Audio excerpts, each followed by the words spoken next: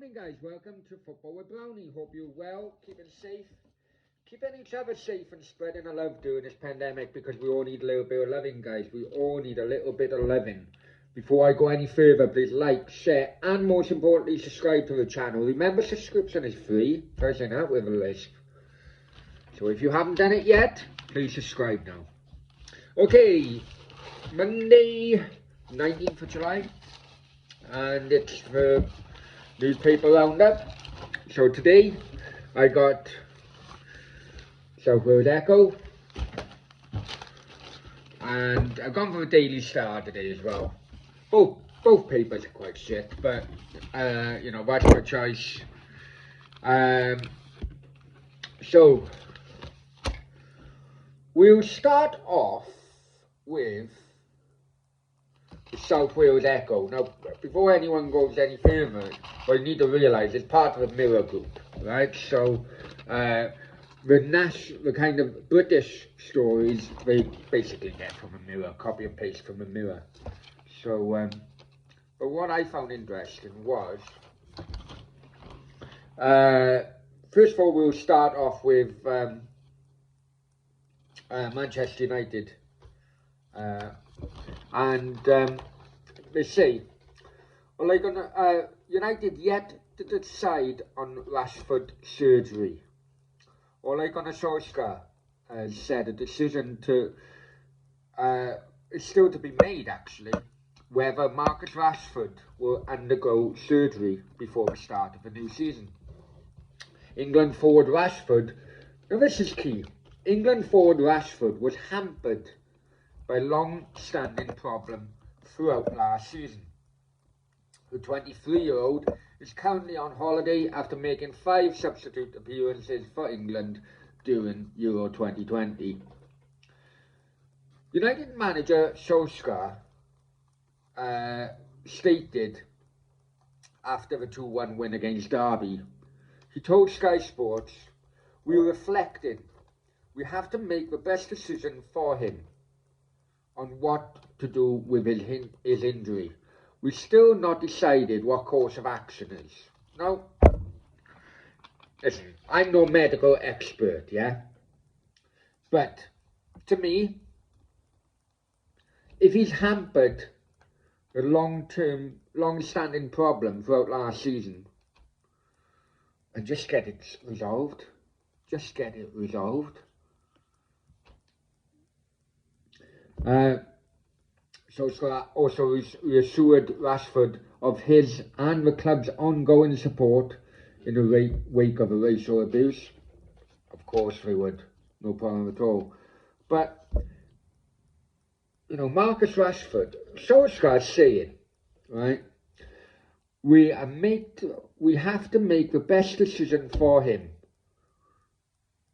Well, surely, if it's kept him out of large parts of last season, just get it done, because this boy got to think of his career. If they don't put him through surgery, this is nothing about thinking of Marcus Rashford. This is thinking of Solskjaer's job. Let's be honest, Marcus Rashford, when on form, can win games for United.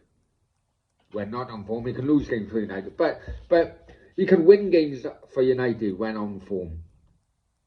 Solskjaer needs Rashford to keep his job, right?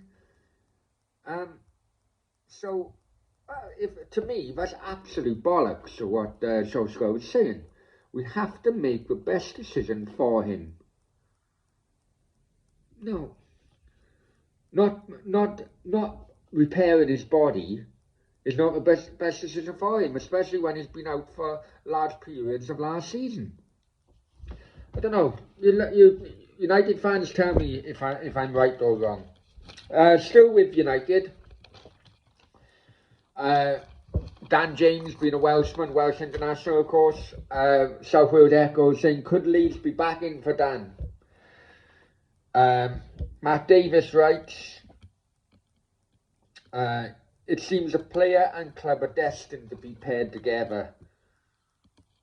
until the end of time. Yeah, that's right. The amount of times in which Leeds have been linked to the former Jack Bastard James. Jack Bastard is the nickname Cardiff fans give Swansea, by the way, just in case anyone is thinking I said anything else.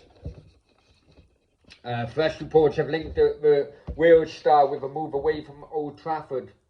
The immediate arrival of Sancho at Old Trafford could mean his opportunities under Solskjaer will further be squeezed.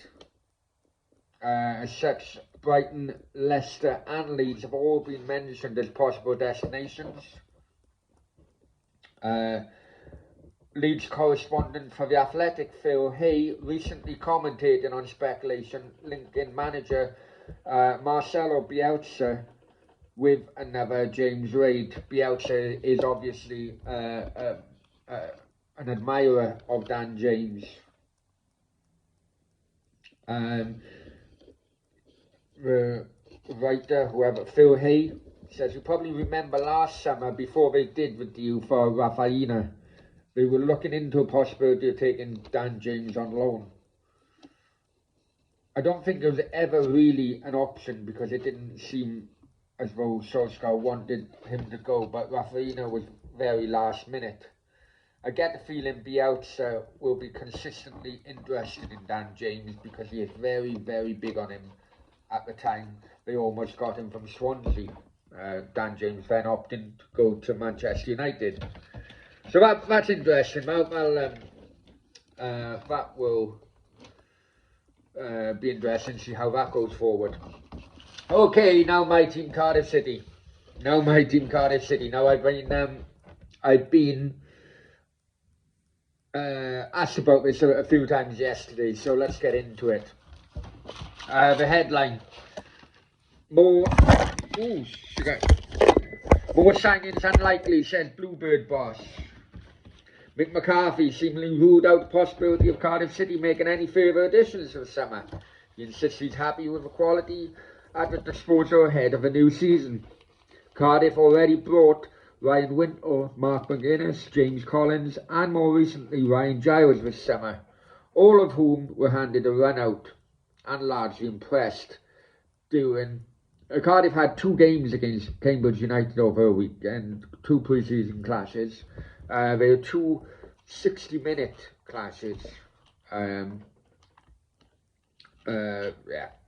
Basically, what McCarthy, people need to know this. Yeah, McCarthy's a very old head when it comes to transfers and so on. He knows. Don't put word out there because he doesn't want any buyers knowing that what type of players we're looking for. Come on, everyone should know this by now. Not just on Mick McCarthy, but most managers. Because they don't want to they don't want the asking price to be any bigger than what they are. But he does kind of drop his guard a bit, in my opinion anyway, because he goes on to say, when everybody's fit, no, I can't, right, sorry. Right. We're not going to get any new faces in, to be honest with you. I can't see that happening. When everyone's fit, when we've got all our centre-backs fit, our wing-backs fit, with Ton San, Perry Ing, we've got 5 or 6 midfield players. Bakuna needs to come back. Tomo, as in Tomlin, been playing, and I thought he done well in the game. Then there's Isaac Vassell, who's not, bearing in mind, right? Cardiff, even though we got Kiefer Moore, we got no backup whatsoever. I know Isaac Davis is coming in and signing through the academy, but I still predict that it'll be a few games here and there for him this season. So Cardiff really do need a striker, if I'm honest with you, right? And McCarthy said, then there's Isaac Vassell, who's not played for 2 years. He's coming back. He needs to get fitness fit. The guy hasn't played for 2 years. And we're relying on him. Come on. Come on, Mick. You know, you know, you're not getting that one over me, I tell you.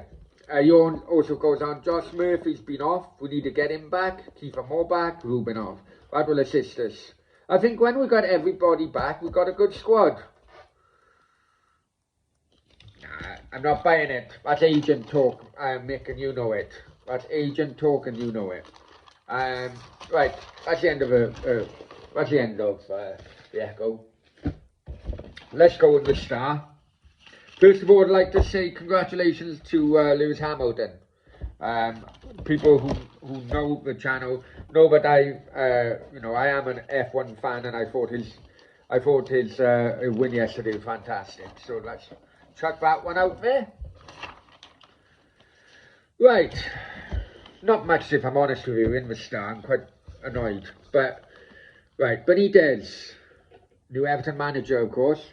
Everton are closing in on a surprise free transfer deal for Crystal Palace's Andros Townsend. New Toffees boss Rafa Benitez last week laid out his plans to bring new wide men to the club, with Townsend first through the door. It's also expected to be joined by Demarai Gray, as Everton eye a bargain £2 million deal with Bayer Leverkusen. The double deal is a major boost for Benitez, who has moved to provide better service as his top striker, Dominic Calvert-Lewin. Service for his top striker, sorry. Benitez briefly managed Townsend at Newcastle, but was forced to sell in the summer of 2016 when the Magpies were relegated and Palace triggered a £13 million release clause. But with Townsend's Eagles contract expiring, Everton have moved quickly to tie up the deal. Now, what it is with Everton at the moment, yes, they're short on numbers. They have been for a little while now, but these two signings don't inspire any confidence that they're going to improve next season. So we will wait and see. We will wait and see. Yeah, that's probably it, guys. That's probably it. Well, you probably know United beat Derby 2-1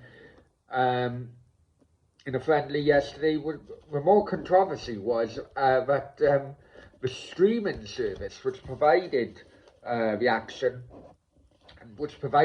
to many of the YouTubers, including Flying Pig United, and big up to Pig as well. But obviously, when they were doing watch-alongs, the streaming service went down. So, having had Cardiff City streaming service last year, I know exactly what kind of issues you can have when you've got a shite streaming service. Anyway, guys, that's it. Hope you have a great day, and speak to you later. Bye-bye.